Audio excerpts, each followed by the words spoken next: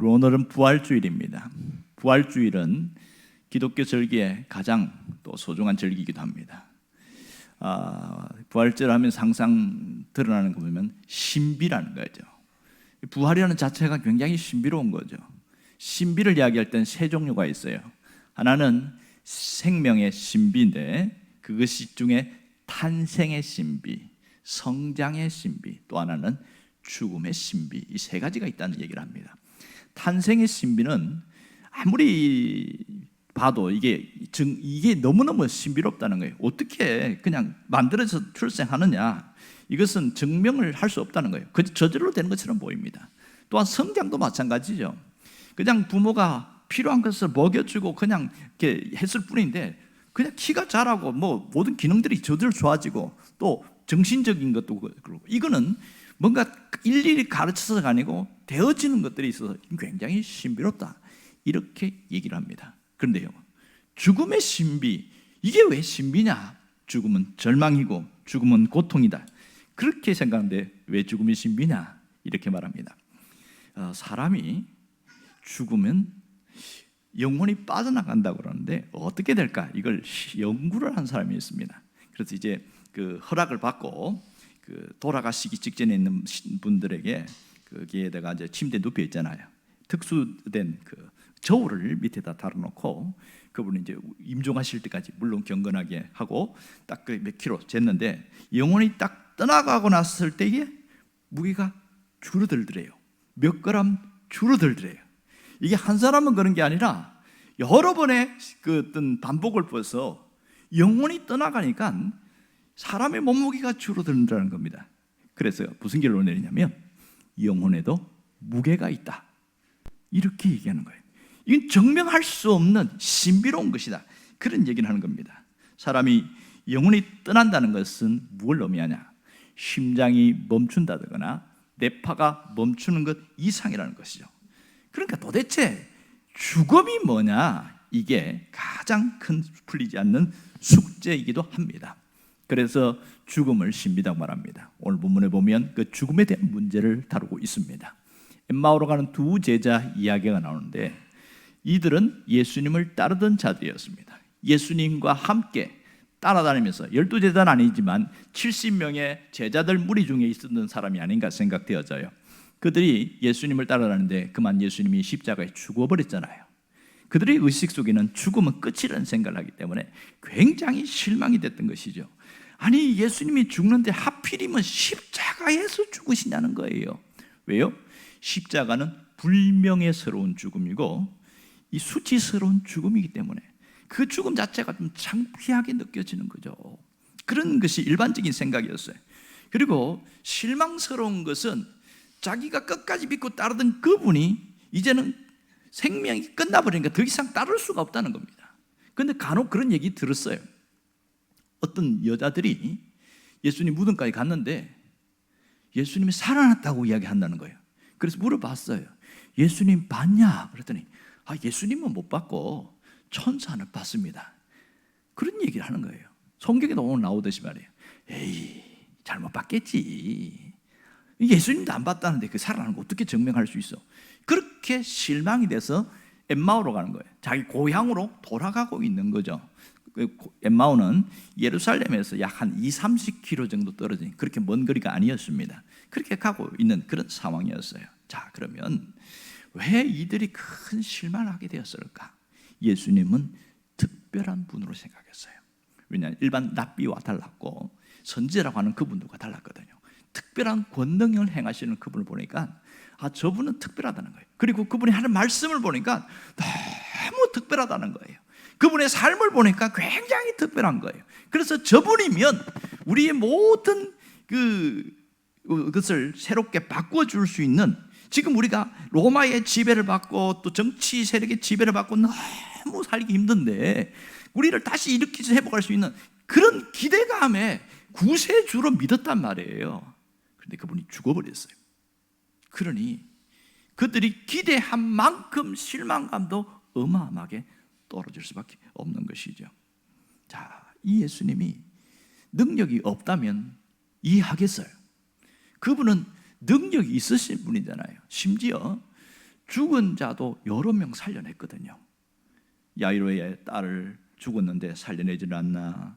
또 상여가 나가는데 그 과부 아들이 청년이 이제 상여가 나가는데 그 현장에서 너무 마음이 아프니까 손만 대면 청년아 일어나라 그랬더니 관 속에서 벌떡 일어난 거예요. 그걸 봤단 말이에요. 이게 더 충격적인 게 뭔지 아세요? 죽은 지 사흘이 지나고 나흘째 된 시체가 썩어가는 그 나사로에게 무덤에서 나사로야 나오라 이러니까 그 나사로가 나왔단 말이에요. 그걸 알고 있으니 그런 권능을 가진 분이 어떻게 십자가에서 죽을 수 있냐. 이게 너무너무 이해가 안 된다. 아니 그러면 십자가에서 못 박겠다고도 못을 빼고 내려와야 되지 않겠냐. 이들이 갖고 있는 의식은 그거였습니다. 왜 그렇게 생각을 했을까요? 그들에게는 일반적인 사람과 같은 메시아를 기다리는 마음이 있었어요. 이것을 메시아 대망사상이라고 합니다. 모두가. 그런데 그들이 기다린 메시아는 어떤 메시아냐면 정치적인 메시아였습니다. 옛날 다윗 왕과 같은 왕국을 새롭게 만들어낼 정치적인 메시아. 그리고 우리의 가난의 문제, 우리의 어떤 직업의 문제, 고통의 문제를 해결할 수 있는 그런 지배를, 강력한 권력을 가진 그런 정치적인 메시아를 꿈꿨어요. 그런데 예수님이 그들이 기대와 달리 전혀 다른 방향으로 죽어버리니까 급실망이 되어서 좌절에 빠진 것이죠. 그래서 고향으로 내려가고 있는 겁니다. 자, 여기서 반전이 일어납니다. 놀라운 반전이 있어요. 이 두 명의 제자가 엠마오라는 고향으로 가는데 예수님이 그들에게 나타나신 거예요. 같이 가고 있는 거예요. 그래서 이런저런 얘기를 하고 있는데 왜 가냐고 그러가. 우리가 이런 일인데 예루살렘에서 이런 소동이 있었고 그 내가 따르던 그 어떤 선생님이 죽어버렸고 뭐 이런 얘기를 쫙 하는데 지금 예수님이 옆에 함께 동행하고 있는데도 예수님인 줄 모르는 거예요. 특이하죠? 아니 적어도 최소한 1년에서 3년 정도는 따라다녔을 거 아닙니까? 뒤늦게 참여하시더라도. 그렇다면 그 예수님을 못 알아본다는 게 이해가 안 돼요. 어쨌든 그들이 예수님을 알아보지 못했어요. 그런데 그들이 성경에 있는 이것들 얘기를 할 때 예수님이 그때 풀어줬어요. 쫙 풀어주면서 25절에 뭐라고 그러냐면 이렇게 말합니다. 미련하고 선지자들이 말한 것을 모든 것을 마음에 더디 믿는 자들이여. 더디 믿는 자들이여. 이 얘기를 하고 있어요. 더디 믿는다. Slow blessing, slow believer. 더디 믿는다. Slow believer죠. 천천히 믿는다. 이게 뭐가 잘못됐냐? 자, 무슨 말이냐면 3년 동안 함께 말씀을 나눴고 기적도 보여줬고 어마어마한 것을 봤는데 아직도 믿음이 성숙되지 못한 상태. 반대로 이야기하면 어린아이 같은 모습으로 있는 것. 이게 더디 믿는 자 이런 뜻입니다. 여러분 왜 더디 믿는 자가 되었을까? 그 속에 숨은 데 뭐가 있냐면 이들에게는 세속적인 욕망이 있었습니다. 세속적인 욕망, 자기 소원, 자기 마음에 있는 어떤 그것에 꽉 붙들려 있어서 믿기는 믿는데 제대로 믿지 못하는 그런 모습으로 있었다는 겁니다. 그래서 주님이 부활하신 주님이 그들에게 더디 믿는 자들이여 이렇게 얘기를 하고 있는 겁니다. 뭘 얘기하고 있습니까? 그들이 예수님 부활하셨다는 거, 부활한다는 얘기를 주님이 3번 이야기했거든요. 직접 했는데도 그냥 한 개를 두고 한 개를 넘긴 거예요. 왜 그래요? 자기 안에 있는 욕망이 있는 겁니다. 예수님이 그 왕으로 오시면 나도 한 자리 차지하고 싶다. 제자들처럼 그런 욕망이 있었던 것이죠. 여러분 우리 저기서 중요한 교훈을 발견할 수 있습니다. 여러분 우리는 하나님에 대하여 바른 신앙, 바른 믿음을 가져야 합니다. 특별히 우리가 바른 신앙을 가지려고 하면 신앙 안에 섞여 있는 불순물을 뽑아내는 게 중요합니다. 여러분 무조건 믿는다고 다 그분의 신앙이 바른 신앙이라 볼 수 없어요. 왜냐하면 믿기 전에 갖고 있던 생각들, 오늘 이 제자들 표현하면 세속적인 욕망들과 함께 믿음을 가지면 우리도 똑같이 5년이 지나고 10년이 지나도 더디 믿는 자가 됩니다. 미성숙하고 여전히 어린아이 같은 모습이 된다는 것이죠. 그래서 오늘 주님은 그 신앙 안에 있는 불순물을 다 뽑아내라는 거예요.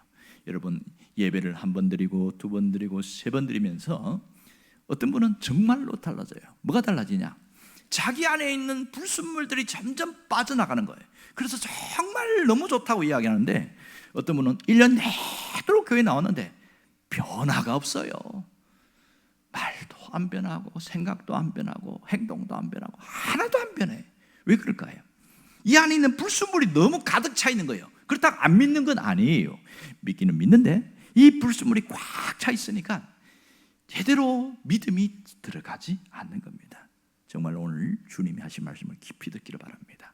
우리 생각 속에 있는 그런 불순물들을 뽑아내는 게 대단히 중요합니다. 여러분, 교회 안에도 이런 세속의 불순물, 세상의 불순물이 밀려들어와서 교회도 자꾸만 거기에 희석되어지고 그래서 교회가 안 좋은 모습이 나타나는 경우가 있습니다. 어떤 분이 쓴 글을 읽어봤더니 이런 내용이 있는데 마음을 굉장히 찌르게 하는 그런 부분이었습니다. 제가 한번 읽어드리겠습니다. 언젠가부터 교회 안에 세상의 불순물들이 섞인 복음이 들어왔다. 세상의 복이 하나님의 복으로 인식되고 세상이 주는 편안함이 하늘이 주는 평강으로 착각한다. 그래서 부귀영화 무병장수 만사형통이 이게 복음처럼 그렇게 교회 안에서 판을 치고 있다. 사람들은 예수 믿으면 세상에서 부귀영화를 누릴 것으로만 기대한다. 예수를 잘 믿으면 자식들이 출세하고 재물에 복이 넘쳐나고 고난도 빗겨날 것이라고 그렇게 가르치고 있다. 하지만 이 세상에서 가장 가난하셨던 분은 예수님이셨고 가장 큰 고난을 받으신 분들은 예수님이셨는데 우리는 그 예수님이 말씀하신 것과 정반대로 살아가고 있다. 특별히 예수님은 아무든지 나를 따라오려거든 자기를 부인하고 자기 십자가를 지고 나를 따를 것이라고 이렇게 말했음에도 불구하고 예수를 믿는 사람들이 고난의 가시밭길을 가기를 싫어하고 있다. 십자가의 길은 화려하고 환상적인 꽃길만 걷는 것이 아니다. 그런데 왜 교회가 이렇게 변질되고 불순물이 섞인 그런 복음이 들어왔을까? 그것은 사람들 속에 엉터리 복음에 열광하고 있기 때문에 시련과 고난은 없어야 진짜 예수 믿는 것이라고 잘못된 복음에 사로잡혔기 때문에 그렇다. 자, 이 내용들이 있는데 굉장히 마음이 안타깝고 아팠어요. 지금도 이게 불순물이라는 거죠. 신앙생활에서 고난은 있습니다. 주님이 가장 먼저 고난을 당하셨어요. 그것은 우리에게 바르게 믿으려고 하면 어려움도 있더라. 이것을 알려주고 있습니다. 여러분, 믿음에는 세 가지 단계가 있는 거 아시죠? 믿음에도 단계가 있습니다. 믿는다는 그 말에는 보통 단계를 거쳐서 올라가게 되는데 제일 먼저는 이성으로 우리의 생각으로 우리의 지식으로 받아들이는 게 첫 번째예요. 내가 믿겠다 했을 때는 내가 이성으로 받아들이는 겁니다. 그래서 합리적으로 받아들이는데 그 과정 속에 나타나는 게 뭐냐면 자꾸 의심이 생겨요. 궁금증과 호기심, 이것이 마이너스로 가면 의심이고 플러스로 오면 호기심이 되고 이렇습니다. 이 과정을 통과하면서 지나오는 과정이 있는데요, 그 단계를 넘었으면 두 번째 단계에서는 경험의 단계로 가게 되어집니다. 그러니까 하나님을 믿긴 믿는데 이제는 단순히 그냥 믿는 정도가 아니라 그 경험의 단계인데 그 경험의 단계의 절정이 뭐냐? 거룩한 두려움을 갖게 된다는 겁니다. 그냥 내가 기도 응답받았다, 내가 뭔가 체험했다, 내가 뭐 병이 나았다, 이게 아니라 진짜 경험은 하나님에 대한 거룩한 두려움을 갖게 되는 그 경외심이 있다는 거예요. 이게 거룩한 두려움. 이것을 어려운 표현으로 이야기하면 유명한 독일의 신학자요 종교학자였던 루돌프 오토라는 분이 뭐라고 표현했냐면 그 거룩한 두려움을 누미노제라고 말했습니다. 누미노제, 어려운 표현이긴 합니다만은 하나님의 존재 앞에서 자신이 하나님이 얼마나 거룩한 분인지, 그래서 자기가 그 앞에 무릎을 꿇게 됐다. 이게 누미노제입니다. 이런 경험의 단계로 가야 이제는 제대로 믿는 신앙으로 들어가더라 그럽니다. 여기가 끝이 아니죠. 그 다음에는 기억의 단계는 거다. 이게 세 번째 단계라는 겁니다. 하나님의 말씀이 내 안에 새겨지는 것을 기억의 단계라고 이야기합니다. 말씀이 마음에 새겨질 때 거기는 성령님의 역사가 있죠. 성령님의 역사가 없이는 주님을 알아볼 수도 없고 말씀이 내 안에서 깊이 새기지 않는다는 겁니다. 자, 보세요. 이들이 예수님과 함께 동행했는데도 예수님인 줄 몰랐잖아요. 그런데 예수님이 풀어줄 때 무슨 일이 생기냐면 31절에 보면 눈이 밝아져 이랬어요. 그들의 눈이 밝아져. 이제는 경험의 단계로 두 번째 단계로 왔단 말이에요. 눈이 밝아졌단 말이에요. 그런 다음에 세 번째 단계가 바로 32절에 나온 대로 우리의 마음이 뜨겁지 아니하더냐. 우리의 마음이 뜨겁지 않느냐. 성령의 역사하심이 있던 거죠. 예수 말씀을 풀어주는데 그 말씀 풀어주면 가슴이 뜨거워지기 시작하는 거예요. 너무 벅찬 감격과 기쁨이 생기는 거예요. 야, 내가 이제는 실망과 좌절에 있던 그들이 완전히 태도가 바뀌어버렸습니다. 삶이 달라지는 거예요. 절망이 없어지고요, 근심이 없어지고요. 그들은 오히려 예수의 증인이 되어서 우리가 예수님을 만났다고 다시 예루살렘으로 올라가는 어마어마한 변화가 일어납니다. 여러분, 신앙은 엄청난 기도를 많이 하고 엄청나게 되는 게 아니라 기억의 단계로 갈 때 변화가 일어나는 겁니다. 이것이 성령의 역사를 통해서 일어나는 일인 것이죠. 여러분, 눈이 밝아지는 경험의 단계로 먼저 가야 되고요, 그 다음에는 기억의 단계로 가야 합니다. 그래야 성숙한 신앙이라고 말할 수가 있는 것이죠. 여러분, 이 엠마오로 가는 제자들은 주님을 만나고 눈이 밝아지고 그리고 성경을 풀어줄 때에 마음이 뜨거워지기 시작했습니다. 이것이 기억의 단계라는 거죠. 오늘 그런 일이 여러분에게 있기를 바랍니다.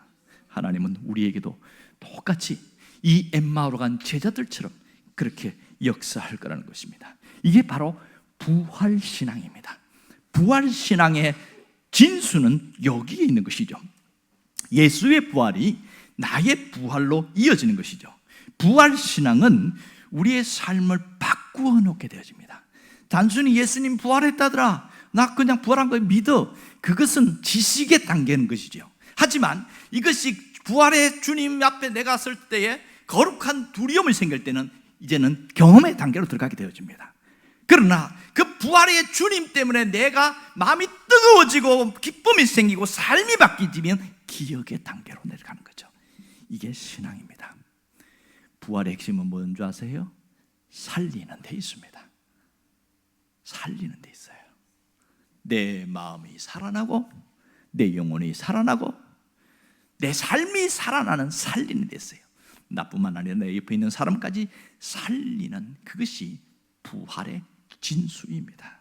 여러분, 기독교의 부활은 이렇게 확연하게 다른 거예요. 만일 예수님의 십자가만 있다면 그 진정한 신앙이라고 할 수 없죠. 십자가도 소중하지만 부활이 중요한 거예요. 부활이 있기 때문에 십자가가 귀한 것이죠. 우리에게 부활이 없다면 그것은 정말 불쌍한 자입니다. 아주 불쌍한 자입니다. 세상에서 열심히 살다가 썰어서 없어지는 안개와 같은 존재가 된다면 얼마나 불쌍한 존재가 되겠어요. 여러분, 정말 우리는 그럼 어떻게 살아야 되냐? 무덤을 향해 가는 그런 삶이 아니라 무덤에서 나와서 세상을 향해 나아가는 삶을 살아야 합니다. 세상을 향해 나가는 삶이 뭐예요? 내가 예수님 때문에 살아났다는 것을 보여주는 것이죠.